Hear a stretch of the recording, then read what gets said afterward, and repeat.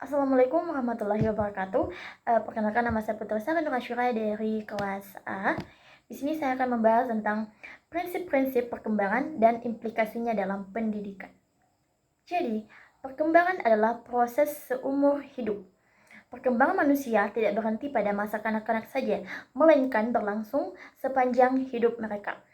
Menurut Baltes, perkembangan dipengaruhi oleh berbagai faktor, seperti faktor biologis, sosial, budaya, dan seiring bertambahnya usia, seseorang mengalami yang namanya perubahan dalam aspek fisik, kognitif, dan emosional. Adapun beberapa implikasi dalam pendidikan. Pertama yaitu implikasi dalam pendidikan. Pendidikan harus berorientasi pada pembelajaran sepanjang hayat, tidak hanya berfokus pada anak-anak, tetapi juga remaja dan orang dewasa. Sistem pendidikan perlu memberikan kesempatan belajar bagi semua usia, seperti program pendidikan non-formal dan kursus keahlian. Selanjutnya yaitu perkembangan bersifat multidimensional.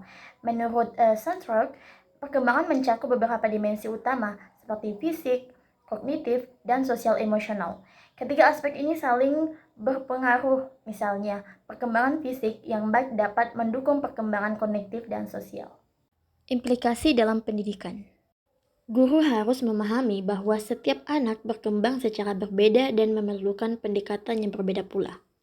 Selanjutnya, pola umum dan variasi individu. Piaget menjelaskan bahwa setiap individu mengikuti tahapan perkembangan yang sama, tetapi kecepatan perkembangannya bisa berbeda. Ada anak yang lebih cepat memahami konsep akademik, sementara yang lain lebih unggul dalam keterampilan sosial. Implikasi dalam pendidikan.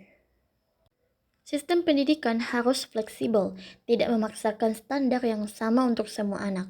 Keempat yaitu interaksi, faktor bawaan, dan lingkungan. Jadi Vygotsky ini menekankan bahwa perkembangan anak sangat dipengaruhi oleh interaksi sosial dan lingkungan. Misalnya, seorang anak yang dibesarkan dalam lingkungan yang kaya akan stimulasi intelektual cenderung berkembang lebih baik secara kognitif. Implikasi dalam pendidikan. Lingkungan sekolah dan rumah harus mendukung pembelajaran anak. Kemudian, guru harus menciptakan lingkungan kelas yang positif dan interaktif untuk mendukung perkembangan siswa. Yang kelima yaitu perkembangan mengikuti prinsip kematangan. Gisel mengatakan bahwa perkembangan anak terjadi sesuai dengan pola yang telah diprogram secara genetik. Misalnya, seseorang anak tidak dipaksa membaca sebelum otaknya mencapai tingkat kematangan tertentu. Implikasi dalam pendidikan.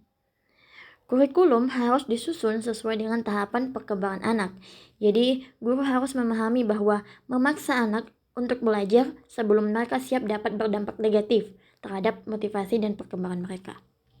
Yang keenam yaitu perkembangan bersifat plastis dan dapat diubah. Menurut Deutsch, otak manusia memiliki neuroplastisitas, yaitu kemampuan untuk merubah dan berkembang melalui pengalaman dan pembelajaran. Hal ini menunjukkan bahwa meskipun seseorang memiliki hambatan perkembangan, mereka masih bisa berkembang dengan stimulasi yang tepat. Implikasi dalam pendidikan. Pembelajaran harus berbasis eksplorasi dan pengalaman nyata agar otak terus berkembang.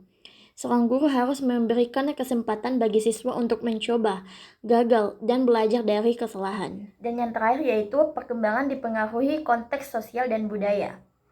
Jadi, Bronfenbrenner ini menjelaskan bahwa perkembangan individu dipengaruhi oleh berbagai faktor kontekstual, termasuk keluarga, sekolah, masyarakat, dan budaya.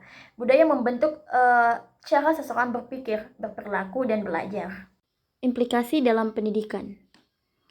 Sekolah harus bekerja sama dengan keluarga dan komunitas untuk menciptakan lingkungan belajar yang kondusif.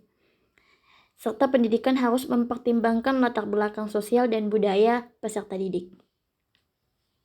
Jadi, berdasarkan prinsip-prinsip perkembangan yang telah dikembangkan di atas, terdapat beberapa implikasi dalam dunia pendidikan. Pertama yaitu kurikulum harus dirancang sesuai dengan tahapan perkembangan anak. Kedua, yaitu metode pengajaran harus fleksibel dan disesuaikan dengan kebutuhan individu. Ketiga, pembelajaran berbasis pengalaman dan eksplorasi harus diterapkan. Dan yang keempat, sekolah harus bekerja sama dengan keluarga dan masyarakat untuk mendukung perkembangan anak. Dan yang terakhir yaitu guru harus berperan sebagai fasilitator yang membimbing dan memotivasi siswa.